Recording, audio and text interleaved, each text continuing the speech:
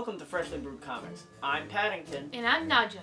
And today, we're going to be talking about some spooky Halloween reads. Spooky books. Stay tuned. Stay tuned.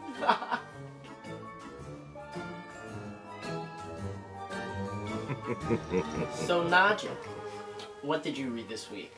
This week, I read Fraternity by Juan Canales with art by Jose Luis Munuera?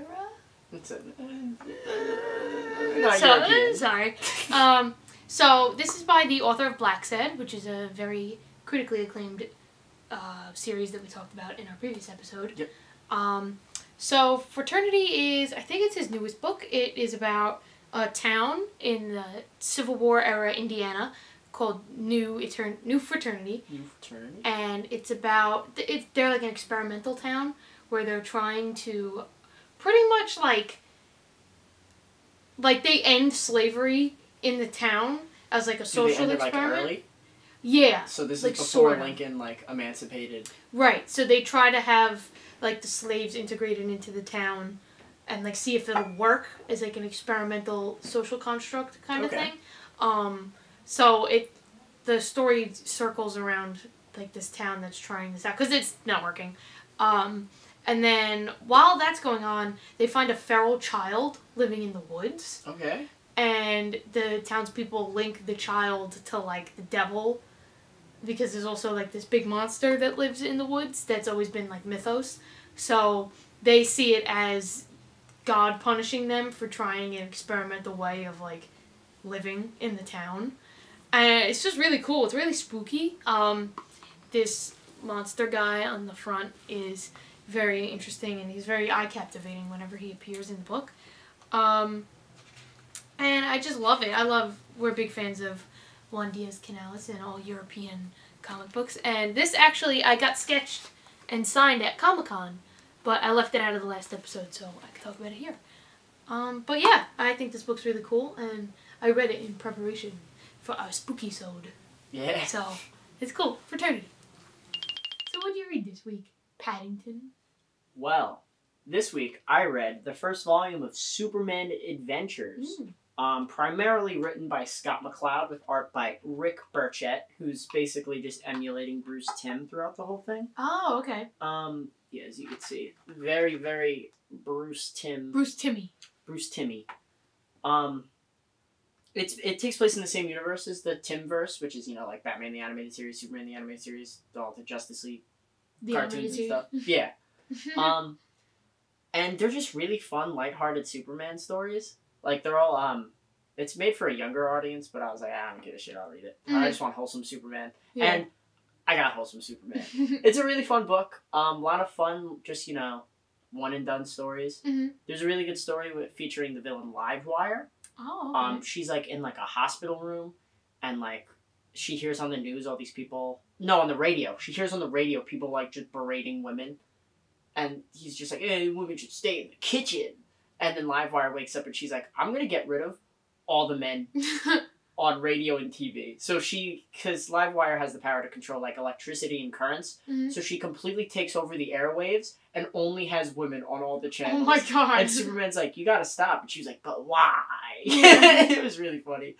It was actually like a smart story, which I was super surprised. I wasn't expecting something like that in a something like in depth for a children's book. For like a children's book, yeah. Like especially something like feminism in the '90s. That's like a weird topic for like a children's book. But I still liked it. It was still very well written, and it was probably my favorite story of the bunch.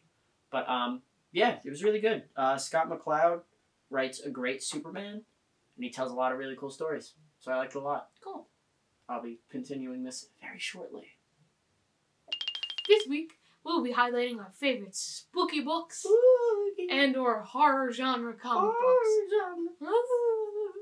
So what did you bring first? First up, I have my boy Jeff Lemire and Andrea Sorrentino's Gideon Falls. Cool. This is an ongoing. It's still going on right now, and I think it actually just got opted to be a TV show. All right. Which I have no idea how they're going to do that. Oh, no. Andrea Sorrentino's art is super, super comic booky.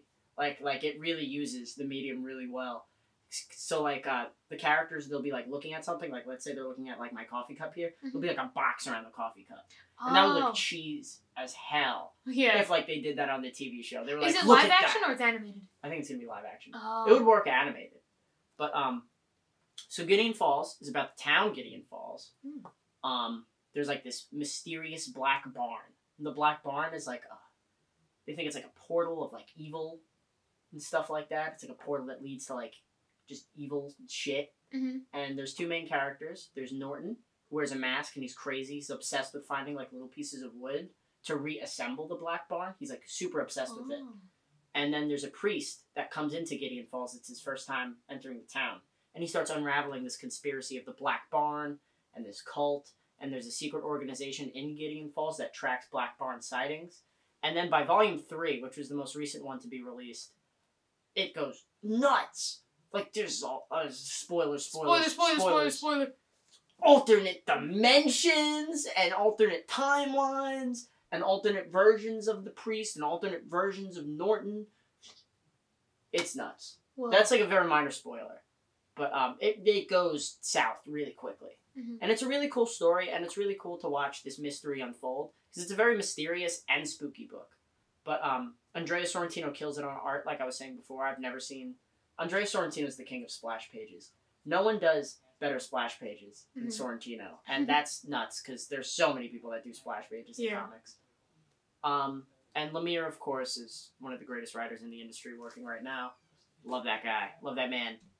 Insert picture with Jeff Lemire. Insert picture with Jeff Lemire. I don't think we've showed that on the show yet. No, we haven't. I'm a huge Jeff Lemire fan. I haven't really talked about it too much, surprisingly, because I can't shut up about Jeff Lemire. But yeah. I think you've showcased enough Jeff Lemire books. Like, I know we've definitely talked about the Nobody, Roughneck. We talked about Roughneck. Essex County, you've mentioned. Yeah. This book. So, if people didn't get it by now.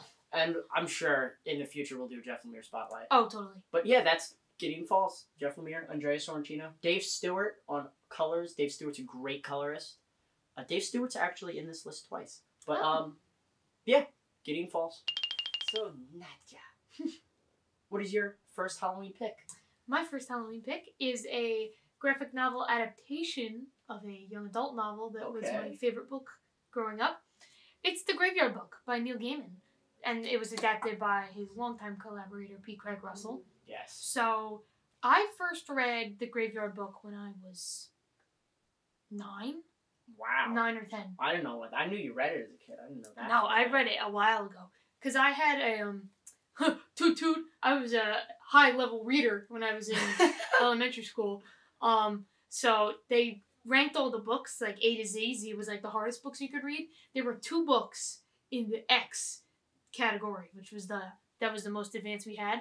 It was The Graveyard Book and Coraline. 2 Gaiman books. There were 2 Gaiman books. So guess which 2 books I read over and over and over again. Coraline and Graveyard Book. So when I found out that they made it a graphic novel adaptation, you geeked out. You were like, "Oh my god!" I had to get it because it's one of my favorites. So the Graveyard Book follows Bod, who is a young boy whose family gets murdered. Okay. By just a serial slasher kind of guy.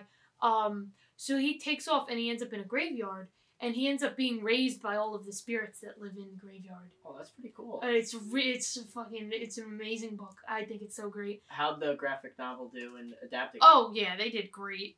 It's very, very... Looks wordy. Well, any Gaiman thing you pick up is going to be a little wordy. But it's, it's not that wordy. He gets, oh shit, I don't remember his name. Silas is his name. He becomes, Silas is like his father figure. He's vampiric father figure. So, I love Silas. He's one of my favorite characters in this as well. I just love, it's a very wholesome book, as well as being spooky, because he's in a graveyard and stuff like that. So, I highly recommend this, and pretty much any Gaiman book for Halloween time. Yeah. I have another one in my list. Yeah. Sandman's very spooky. Oh, yeah. But if you haven't read The Graveyard Book, and you've just read either the novel, or you haven't read the novel, read this! Or read the book. Either one. They're so good. So, Paddington, what did you bring as book number 2? Well, book number 2 is Kid Eternity by Grant Morrison and Duncan Fegredo. Nice. Long-time... long-time mentions. Yeah, long-time mentions on the show. Mm-hmm. So Kid Eternity is Grant Morrison's reinvention of the character Kid Eternity, who was like a Golden Age character, I believe. Oh, okay. And it's a very spooky take. He has Kid Eternity as like this being that could cross between heaven and hell, the afterlife, purgatory, and like he could like guide spirits. So it's about him guiding this stand-up comedian through a trip through hell and back, and they go through a bunch of different stuff, and they have to stop reality from collapsing. Oh, wow. It's actually one of the more confusing Morrison reads. Oh, great. Like, it starts off, it's like 3 prestige format issues, so they're all like 50 pages, 3 like 50-page issues. And the first one was like super confusing. I'm a long-time Morrison fan, as we had a whole episode on him. But even I was thrown off after I read this first issue. I was like, all right, maybe this Morrison guy, maybe he's not it. But then by the end, he ties everything together pretty good. Mm-hmm. And the art's pretty spooky too. It's very you could tell Duncan Fegredo just read Arkham Asylum by Dave McKean and Morrison, and was like, yeah, I want to do that. And super colorful, super abstract, mixed media, you know, all that Dave McKean, David Mack, Bill Sienkiewicz style. It's really good though. I actually really recommend it. It's pretty spooky too. They go to hell. It's probably my favorite interpretation of hell I've ever seen in any media. Oh, wow. Like, they do it really, really uniquely. Like, it looks awesome. Mm-hmm. Especially in this painted, abstract, spooky, scratchy style. It looks really cool. That's awesome. Strong recommend. Kid Eternity by Morrison and Fegredo. I want to read that. It's good. So, Naja, what is your second pick today? My second spooky pick is A Study in Emerald by Neil Gaiman with art by Rafael Albequerque. So, I told you I had another Neil Gaiman book. Here it is. So, A Study in Emerald is a Lovecraftian take on Sherlock Holmes. The title is a play on A Study in Scarlet, which is a popular Sherlock Holmes story. I think it's the first one. I believe so. I know in the BBC show, that first episode that's A Study in Red, I believe. But I think Scarlet's the original book. Yes, Scarlet is the original book, and then in the BBC show, it's Study in Red, and this Lovecraftian Neil Gaiman take is A Study in Emerald. Yeah. So not much to say about it, because it is just a little... It's like a novella. 1 to 2 issue short story. But it's really awesome. Cthulhu makes a guest appearance. And, yeah, if you like Lovecraftian horror and Sherlock Holmes, then pick this one up. Yeah. Short and simple. Not bad. Sticking with the Lovecraftian train, as Naja started with Study in Emerald, we have Fatale by Ed Brubaker and Sean Phillips. Nice. Colors by Dave Stewart. Hey. As I mentioned before. This is actually the last collaboration Sean Phillips did with Dave Stewart. Oh, because he was his colorist. And then Sean Phillips started working with Elizabeth Breitweiser. And now he's working with his son. Elizabeth Breitweiser did Sarah, right? Yes. With Steve Epting. Yep. But Fatale is the story of Jo, who's on the cover, Josephine. She is it's never really fully explained, as any good Lovecraft story shouldn't do. Right. They shouldn't really explain. Leave it to ambiguity. Yeah, it's all ambiguous. But it's Jo. She's an immortal, kind of like Lovecraftian being. She's like a vessel for something. It's never really truly explained. She has the power to entice men to do anything she wants. So she's kind of like a siren, in a way. Yeah, kind of. And so the story, it just shows a bunch of stories about the guys that she's, enticing. And there's always a cult after her. And the cult worships the tentacly, squiddy, Lovecraftian stuff. The cult leader is actually the main antagonist. He's also immortal, because Jo's also immortal. The book starts in, 1950, whatever. It goes to the 90s. It goes to present day. Oh, wow. So she old. She old, bitty. She old. But it's a really cool crime noir horror take on Lovecraft. It's really awesome. That's cool. The cult leader's a really cool guy, and occasionally, when he gets super mad, he'll turn into, a Lovecraftian tentacle monster. And it's just a really good book. It actually has some of Brubaker and Phillips' best work, in my opinion. And I'm a huge Brubaker and Phillips fan. They have some of my favorite stories. You got Sleeper, Kill or Be Killed, Criminal. Right. Fantastic. But Yeah, some of this stuff is definitely their best work. There's when they get into the 90s, the guy that she starts to entice is in like a grunge band, and the whole story is about how her being so just like attractive to people like breaks up the whole band and they all go fucking crazy. It's awesome. It's really well written, and they get into some stuff because she'll be like, "Hey, rap this bank for me." And then they'll just do it. It's really good. I strongly recommend Fatale. Fantastic read. If you can find that hardcover. If you can find this hardcover, it is out of print. But there's unfortunately, trades. Yeah, there are trades. There's trade paperbacks. I think there's like 6 or 7. Oh, alright. Cool. Fatale. My final spooky pick for this week's Halloween spectacular is Batman and Dracula by Doug Moench with art by Kelley Jones and a few others as well. Kelley Jones is great. What else can I say about this book besides Batman and Dracula? It speaks for itself. Crossover the century. Crossover the century. Look, as your local resident vampire, I have to say that this book is great. It's so good. Art is spooky. The contents couldn't get spookier. I mean, look at that. Hello. Spooksville, USA. Get me on the train. Yep. That's all I have to say. Batman vs. Dracula. Batman vs. Dracula. Happy Halloween. Thank you for watching this week's spooky episode of Freshly Brewed Comics, the show where we drink coffee and talk about our favorite spooky books. And make sure to include some of your Halloween reading recommendations in the comments below. Yes, let us know. Tune in next week for the next episode of Freshly Brewed Comics. Roll the credits. Roll credits. Roll the credits. Roll credits. Bring the screen up now. Spill your beans. You shouldn't have spilled your beans. You shouldn't have spilled your beans. Why did you spill beans?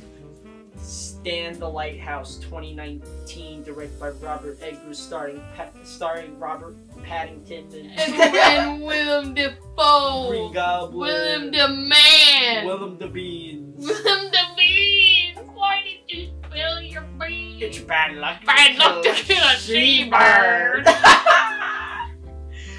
I'm already got drunk. Take your fucking hat off. What's their fucking sea shanty song? We should learn it. We should. Gotta get cool off. Dude, we did that in fucking 25 minutes, whole episode.